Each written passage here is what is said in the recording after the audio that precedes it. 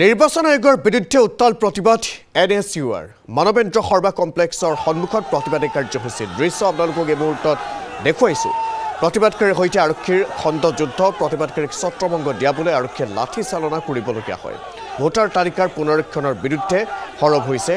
NSUই দৃশ্য দেখুৱাইছোঁ মানৱেন্দ্ৰ সৰ্বা কমপ্লেক্সৰ সন্মুখত এই প্ৰতিবাদী কাৰ্যসূচী ৰূপায়ণ কৰিছিল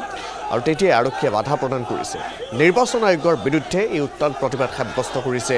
NSUই মানৱেন্দ্ৰ সৰ্বা কমপ্লেক্সৰ সন্মুখত প্ৰতিবাদী কাৰ্যসূচী প্ৰতিবাদকাৰীৰ সৈতে আৰক্ষীৰ খণ্ড যুদ্ধ প্ৰতিবাদকাৰীক ছত্ৰভংগ দিয়াবলৈ আৰক্ষীয়ে লাঠি চালনা কৰিবলগীয়া হয় ভোটাৰ তালিকাৰ পুনৰীক্ষণৰ বিৰুদ্ধে সৰব হৈছে NSUই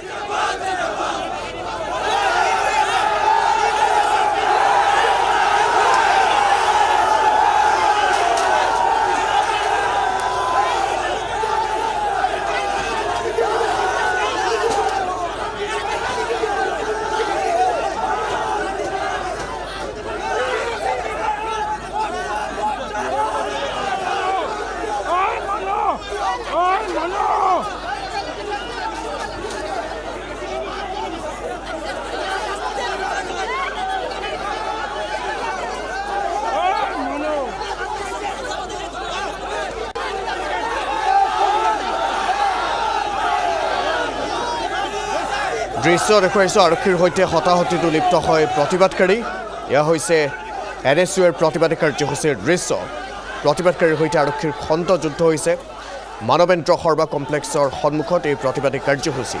ৰাজপথলৈ ওলাই আহিছিল তেতিয়াই বাধা প্ৰদান কৰিছে আৰক্ষীয়ে এই পৰিস্থিতি নিয়ন্ত্ৰণ কৰিবলৈ আৰক্ষীয়ে লাঠি চালনা কৰিবলগীয়া হয়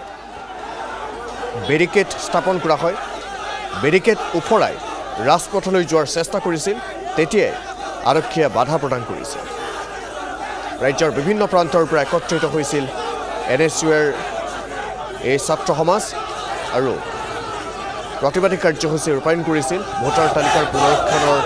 বিৰুদ্ধে এনেধৰণে প্ৰতিবাদী কাৰ্যসূচী ৰূপায়ণ কৰিছিল NSUই আৰু সেই প্ৰতিবাদকাৰীক বাধা প্ৰদান কৰে আৰক্ষীয়ে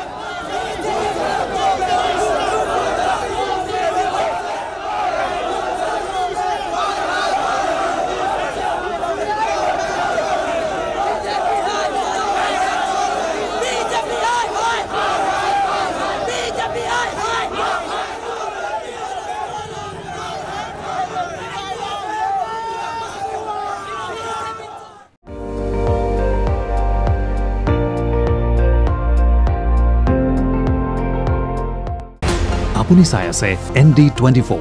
সৰ্বশ্ৰেষ্ঠ নহয় সৰ্বোত্তমৰ দৌৰ